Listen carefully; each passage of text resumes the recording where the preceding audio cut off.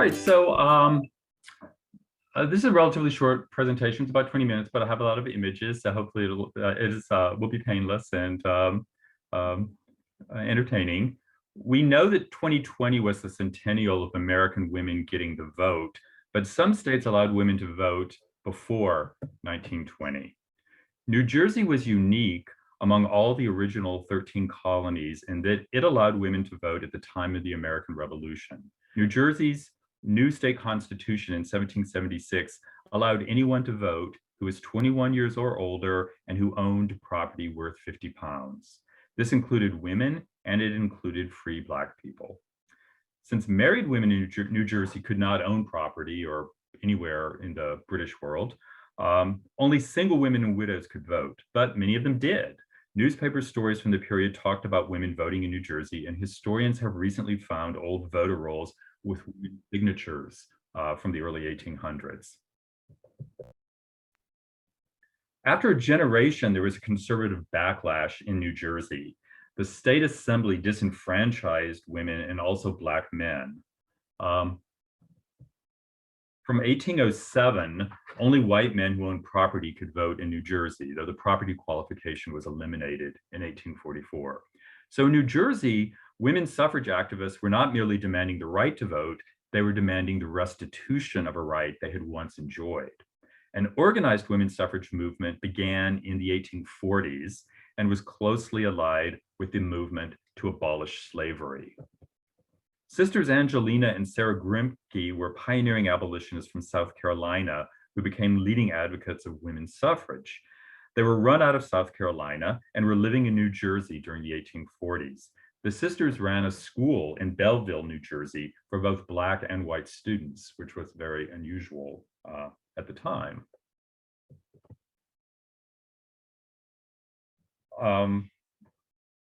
The most famous New Jersey suffragists during the 1850s and 1860s were Lucy Stone and Antoinette Brown Blackwell. Stone was originally from Massachusetts and Brown from New York. They were sisters-in-law. They were married to the Blackwell brothers. But both women continued to use their maiden names, which was, again, unusual at the time. They lived near each other in Orange, New Jersey, and later in Newark. Lucy Stone engaged in one of the first acts of civil disobedience related to women's suffrage anywhere in the United States. When she refused to pay the property taxes on her house in Orange in 1858, her letter to the tax collector, which I have an excerpt from here, invoked the principles of the American Revolution. She's basically saying we have there's no taxation without representation, and as a woman, she's not represented, so therefore she shouldn't have to pay taxes. Needless to say, the local tax office was not sympathetic. Officials seized furniture from Stone's house and they sold it at public auction to raise the money for her tax bill. The first state suffrage organization in America was New Jersey State Women's Suffrage Association, founded in Vineland, New Jersey in 1867. Vineland was a progressive community in southern New Jersey that was a center of abolitionism and later socialism. In 1868, 172 Vineland women, including 4 Black women, attempted to vote in that year's presidential election. When local officials refused the women's ballots, they cast them in this specially constructed ballot box, which still exists at the Vineland Historical Society. So it's a kind of a public protest that they're engaging in.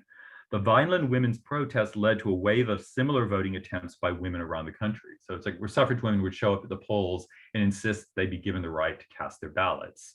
And the election officials would say, no, you can't do that. And then they would have this symbolic ballot box in which they voted. In 1880, pioneering suffragist Elizabeth Cady Stanton was living in Tenafly, New Jersey.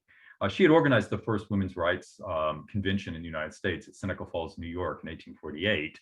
But this is many years later. She's living in Tenafly. And in 1880 election, she went to the ballot box and she tried to cast her vote. And of course, the officials refused her. And then she used the opportunity to make a speech about how New Jersey women had been allowed to vote in 1776, and she was simply trying to embody the spirit of 1776. For most of the 19th century, the women's suffrage movement was outside the mainstream of American society. It was not a mass movement. It was condemned by most ministers and not taken seriously by most politicians. And this is an excerpt from a speech made by a politician in the New Jersey Assembly when a group of women suffragists presented a petition demanding the right to vote. And this is his basically rebuke to them that this is not the role for women. And often politicians in the New Jersey Assembly would quote the Bible when women would try to, present pro-suffrage petitions. They would quote the Bible, basically saying it's God's will that women have a subordinate position to men. Now, in the 20th century, things began to change. The suffrage movement grew in size, and it became less controversial. In part, this was because American society was changing. America was becoming more ethnically diverse in the 20th century. Society was also becoming more secular and less religious. So it was very unlikely that politicians in New Jersey in 1910 are going to quote the Bible as a way of justifying their political ideas. Greater numbers of women were also entering the workforce as well. A new generation of younger women, often referred to as new women, were less inhibited than their Victorian mothers and grandmothers. They were better educated. Some had gone to college. New women in New Jersey were willing to adopt more aggressive and militant methods in their pursuit of the vote. Mary Philbrook was a good example. In 1895, she became the first woman in New Jersey to become a lawyer. In 1911, she mounted a legal challenge to the New Jersey state constitution, arguing that women had been illegally disenfranchised in New Jersey. The case went all the way to the New Jersey Supreme Court. Philbrook lost, but she got a lot of publicity for the cause. Mina Van Winkle was another new woman from New Jersey. She was a pioneering social worker who realized that suffrage movement needed to broaden its base beyond middle-class women. In 1908, she founded the Equality League for Self-Supporting Women, which recruited women factory workers and waitresses, shop assistants, secretaries, and teachers to the suffrage cause. In 1912, the group changed its name to the Women's Political Union, or the WPU, which is a very active suffrage organization in New Jersey, up until the point in which women got the vote. Suffragists also reached out to immigrant communities. In 1910, 25% of New Jerseyans were foreign-born.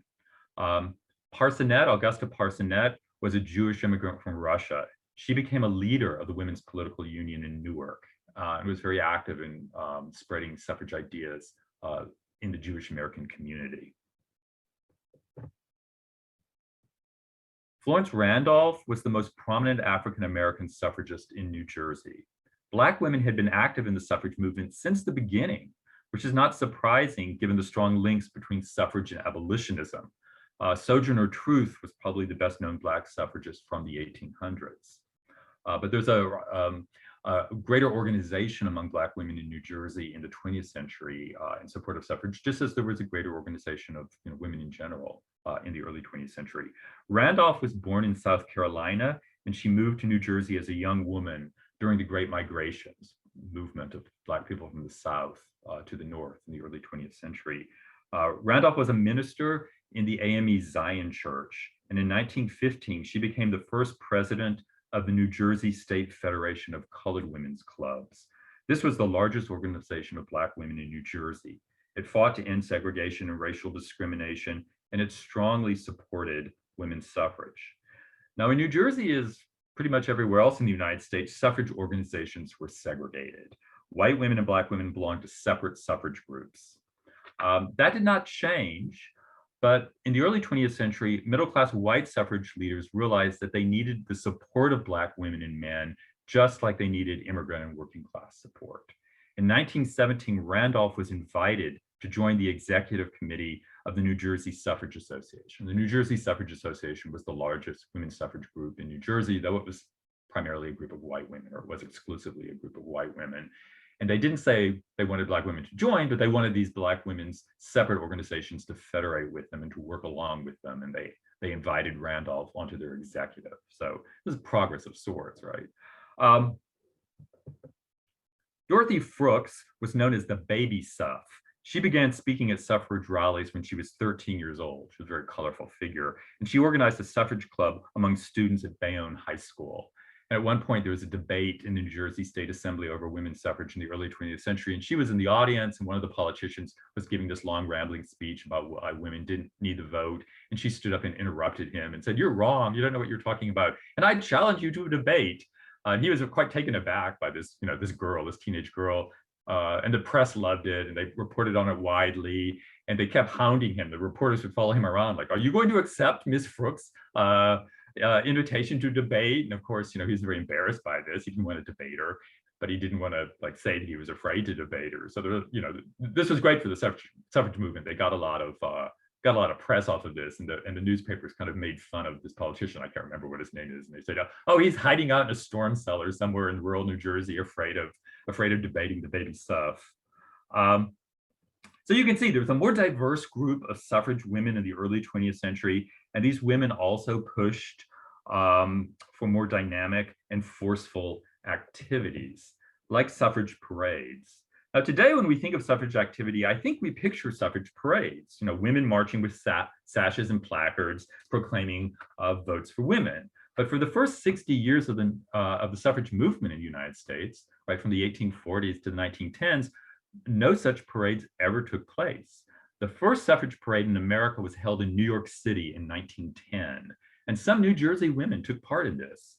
The first suffrage parade in New Jersey was held in Newark on October 26, 1912.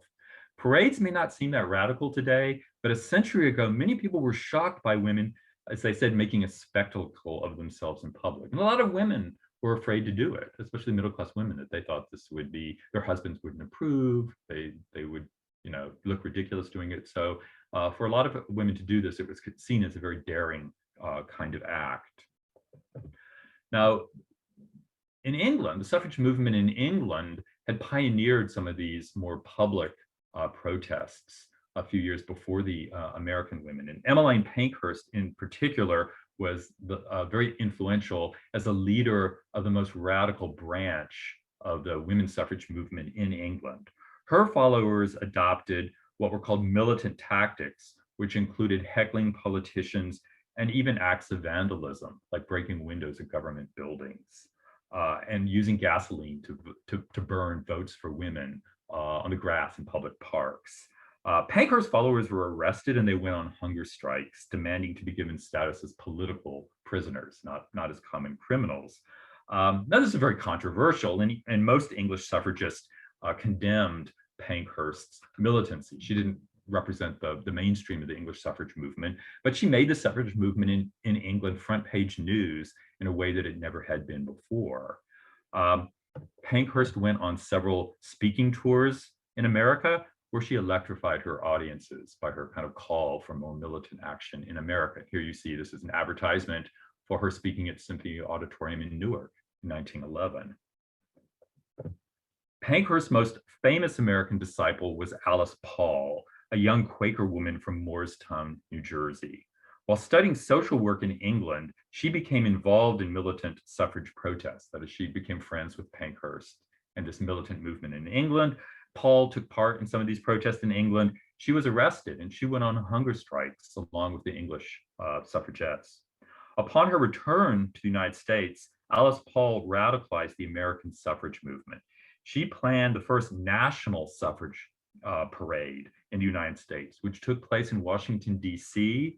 on March 3rd, 1913. This was the day before Woodrow Wilson, New Jersey's Woodrow Wilson, was inaugurated as president. And this parade in Washington attracted a much bigger crowd than Wilson's inauguration the following day, and it got a lot of national press. One group of suffrage women helped publicize the upcoming parade in Washington, D.C. On February 12, 1913, these suffrage pilgrims, as they called themselves, began walking from Newark, New Jersey to Washington, D.C., which took them 3 weeks. Along the way, crowds and reporters came to see the pilgrims. So here they are in Lincoln Park in Newark, about to begin their march to Washington. So they're marching to Washington to take part in this national parade before Wilson's inauguration. But this generated a lot of publicity as they took part in this. By 1915, 11 Western states had given women the vote. You can see them marked in white on the map. As this map indicates, the advance of women's suffrage seemed unstoppable, that it was going to move from the West to the East. This was the hope. Organized opposition to women's suffrage only begins around this time. This was an indication of the growing strength and influence of the suffrage movement. Anti-suffragists were getting worried. They had to get organized themselves, right? In the 1800s, when the suffrage movement was seen as pretty radical and outside the mainstream, there was no organized opposition to it. It was just, people just laughed it off or treated it as a joke. People condemned it. But by the early 20th century, as suffrage is gaining momentum and gaining support, and more states are granting women the right to vote, the people who opposed this realized they couldn't just treat it as a joke. They had to get organized against it themselves. In April 1912, the New Jersey Association Opposed to Women's Suffrage was founded in Trenton. The group was led by wealthy white women like Jenny Tuttle Hobart of Paterson. She was the widow of Garrett Hobart, who had served as vice president under McKinley. Jenny's father had been a Republican power broker in Passaic County, and she was very well connected politically. Anti-suffrage women in New Jersey continued to endorse the traditional view that God had ordained separate spheres for the sexes. Woman's place was in the home as a wife and mother, and this should be viewed as a nobler position than man's. Politics was a sordid business that would knock women off their pedestals and contaminate the home. That was the basic philosophy of the antis.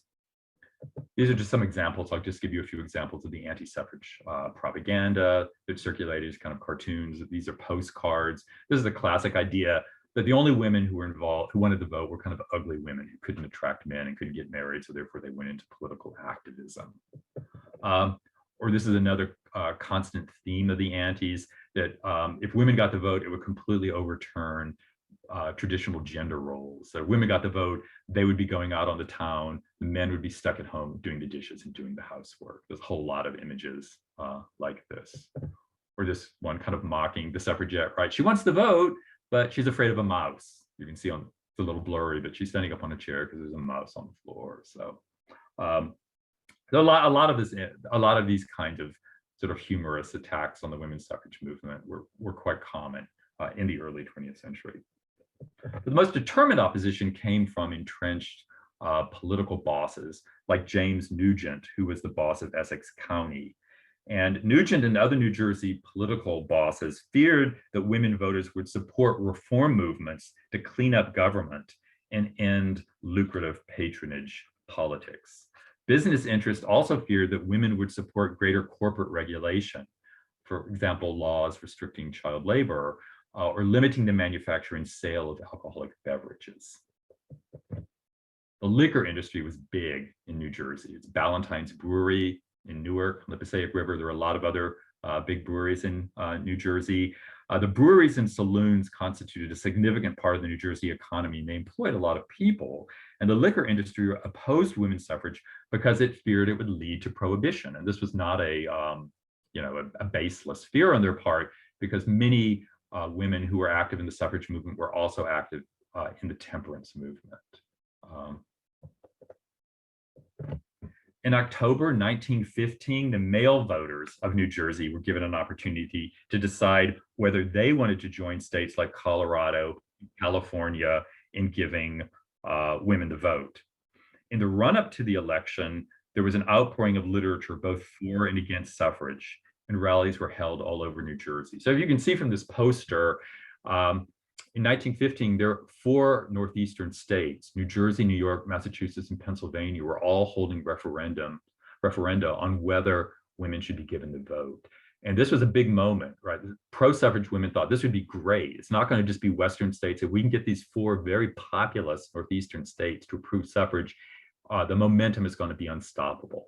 New Jersey referendum was scheduled first on October 19th, and the other states were all on November 2nd. So because New Jersey was first, a lot of pressure was put, like, oh, if New Jersey goes pro-suffrage, then the other states will, and if we defeat it in New Jersey, we can defeat it elsewhere. So both the pro-suffrage and anti-suffrage people from all over the United States poured into New Jersey September, October of 1915. And there was, huge campaigning both for and against suffrage all over New Jersey. In the run-up to the election, as I say, there was an outpouring of literature both for and against suffrage, and rallies were held all over New Jersey. Here's an anti-suffrage rally on the eve of the election at Kruger Auditorium in Newark.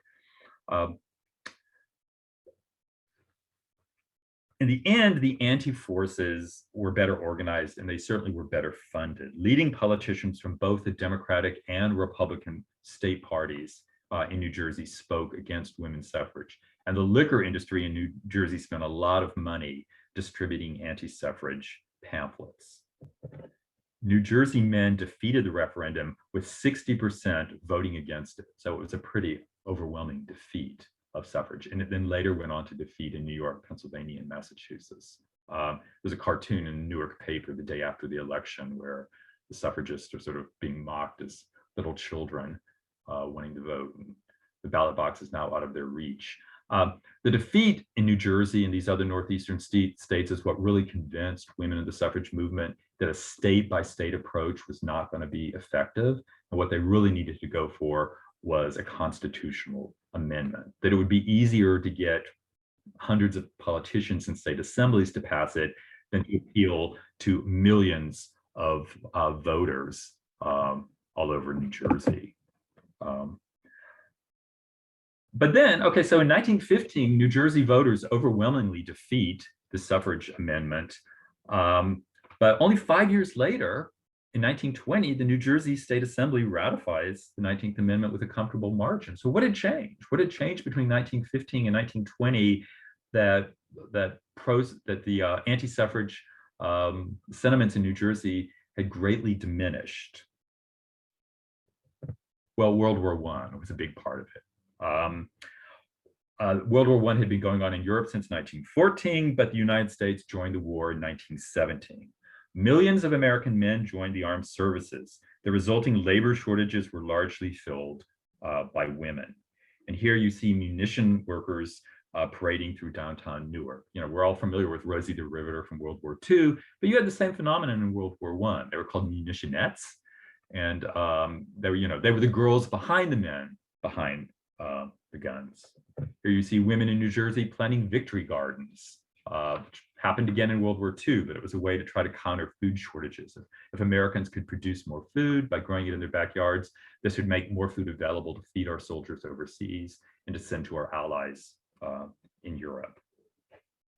And here's an image of some suffragists in New Jersey who are working to promote the sale of Liberty bonds to help finance the war. Suffragists pointed out that American victory could not have been won by soldiers alone. American women's contributions to the war were just as important. During the war, most suffrage organizations suspended their agitation to demonstrate their patriotism. Not so Alice Paul and her followers. Paul ramped up suffrage protests, pointing out that Woodrow Wilson was a hypocrite for supposedly fighting a war in the name of democracy, while not denying democracy to half the American people. Beginning in 1917, Paul and her followers began deploying silent sentinels. These are women standing in front of the White House with banners criticizing President Wilson. Here is Allison Turnbull Hopkins from Morristown, New Jersey. Some passersby heckled the Sentinels, believing that they were unpatriotic to be doing this during wartime. Eventually, the police began to arrest them for obstructing traffic. Some of the women were sentenced to very lengthy prison sentences, like months in prison for just standing there with these signs. Still, the protests went on, and this was highly embarrassing to Wilson, because of course, some people were feeling, like, why are you arresting these women who are just trying to exercise their constitutional rights? And America was fighting a war for democracy, and yet we're arresting women who are trying to exercise these rights. So, Wilson was being put in a kind of a tight situation here. This is Mary Dubrow, who was a school teacher from Passaic, New Jersey, and she was the follower of Alice Paul and the more militant New Jersey women.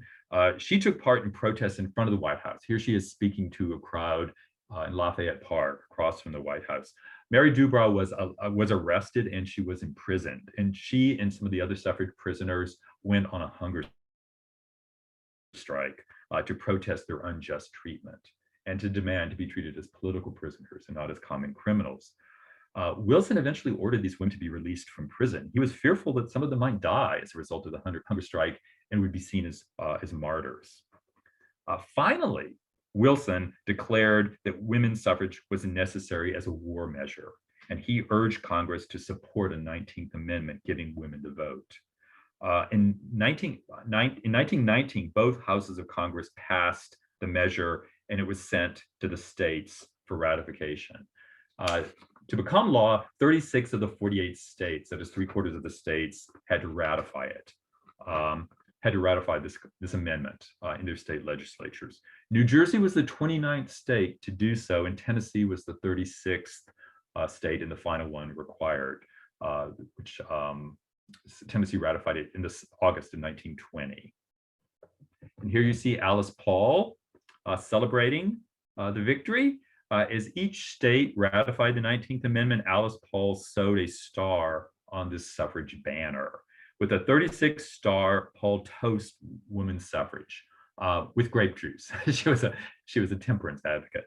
It had taken 70 years of women's activism to get the vote. And most of the women who had begun the movement, like Elizabeth Cady Stanton or Susan B. Anthony, were no longer alive to savor the victory. But at least one suffrage pioneer was still around. Alice Brown Blackwell was 95 years old and living in Elizabeth, New Jersey. She had been a suffrage activist since the 1840s. She was able to vote in the presidential election of 1920. When she came to the polls in Elizabeth in 1920, there was a long line ahead of her, but everybody moved aside and let her be the first one to vote.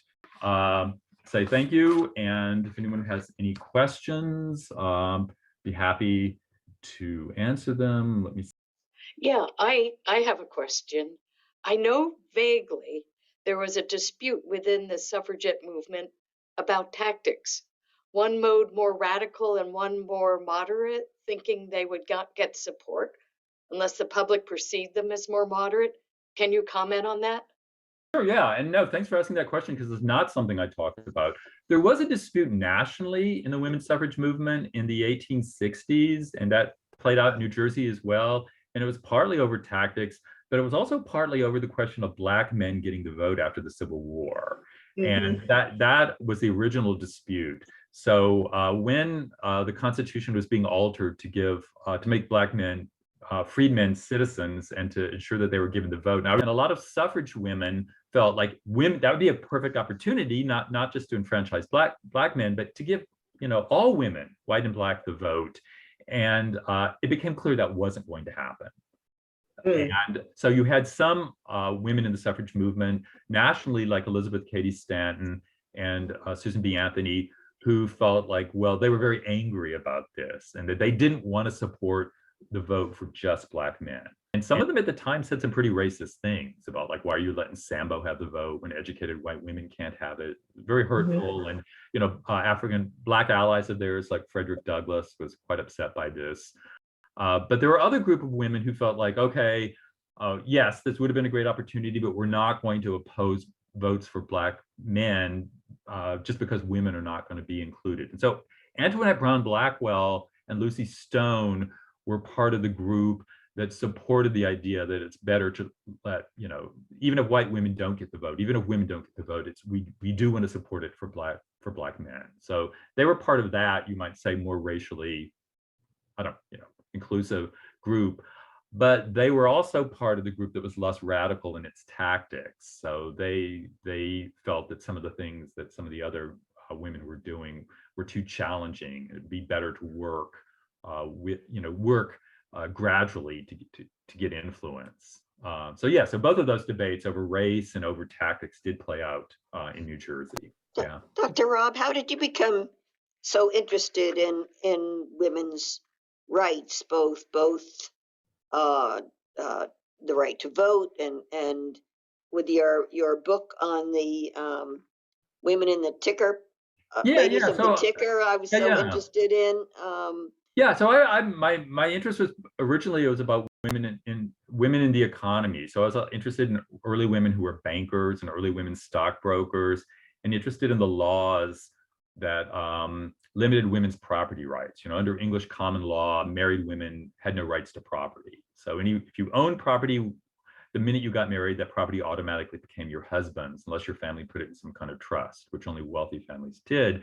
So this is one of the things that inhibited women's ability. You know, married women couldn't sign contracts, they couldn't have wills of their own. And so this was one of the first campaigns in the women's rights movement, was to get rid of those property restrictions and to give married women equal property rights with men.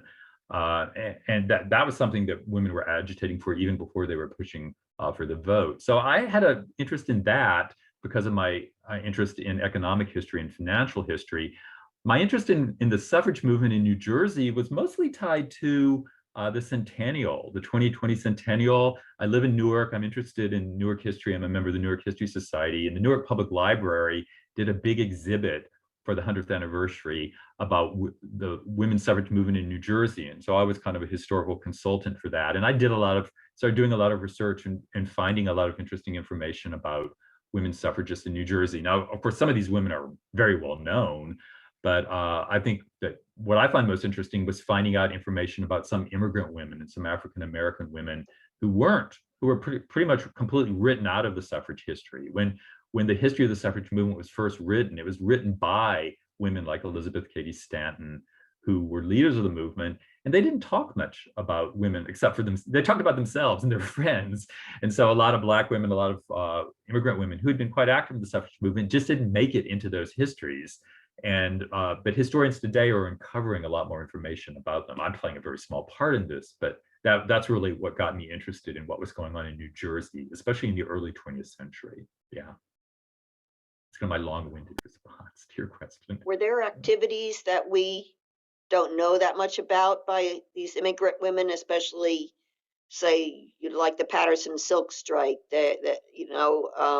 Yeah, you're right. That's a good point. So there was a lot of overlap. A lot of the immigrant women who were like involved in suffrage were also like factory workers and involved in the union movement. So that's something that hasn't been studied that much. The way that unions, especially women's unions, they were like especially in the garment trade, there were women's garment, women's hat maker unions and things like that. So those are unions that were primarily comprised of women, and a lot of them were very pro-suffrage.